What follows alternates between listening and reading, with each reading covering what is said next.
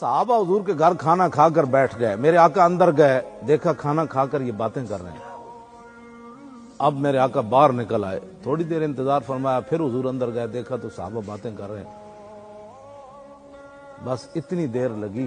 اللہ نے قرآن کی آیت نازل کر دی، یا ایھا الذین آمنوا لا تدخلوا بیوت النبی الا ان یؤذن لکم الی طعام غیر ناظرین اناہ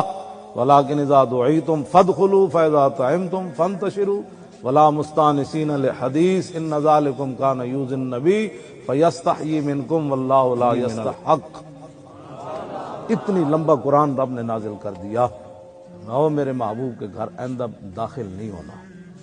آئندہ کھانے کا ٹائم ہو تو میرے نبی کے گھر کی طرف بھی نہیں دیکھنا، غیر ناظرین انا،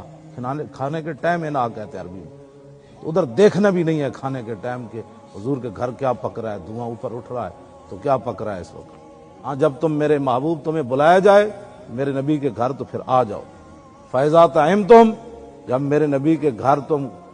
کھانا کھا چکو تو فَانْتَشِرُوا، فوراً نکل جاؤ، وَلَا مُسْتَأْنِسِينَ لِحَدِيثٍ، اب کسی کو یہاں بیٹھ کر باتیں کرنے کی اجازت نہیں ہے۔ اب بتائیں اتنی بات بھی ہو گئی، آپ کہتے ہیں جی تھوڑی سی برداشت بھی تو ہونی چاہیے، میں کہ خالق اور مالک ہو کر برداشت اس نے نہیں کیا تو میرے جیسا کلمہ پڑھ کے کیسے برداشت کر سکتا ہے؟ تو کیسے کون سے دین کی بات کرتا ہے وہ ہمیں بھی سمجھا۔ حضرت اگلا لفظ بہت ہی عجیب ہے، ہاں جی، ان ذالکم کان یؤذی النبی، یہ تمہارا بیٹھنا میرے نبی کو دکھ دے گیا۔ تو صرف نبی کو اتنا، وہ صحابہ بیٹھے،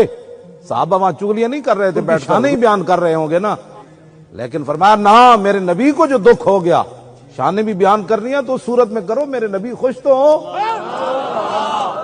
اتنی بات ہے نا جی، آج لوگ ہمیں کہتے ہیں جی تھوڑا سا تحمل کرو جی، تھوڑی سی برداشت پیدا کرو۔ میں کہ وہ خالق اور مالک ہو کر صحابہ پوری امت گرد راہ کو بھی نہیں پہنچ سکتی، رب نے ان کی اس بات کو برداشت نہ کیا کہ میرے نبی کے دل میں گزر گئی کہ تم ابھی بیٹھے ہوئے نکلے نہیں۔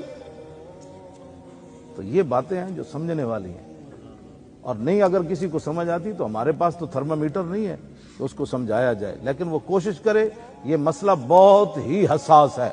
سب سے بڑا کائنات میں مسئلہ حساس ہے یہ۔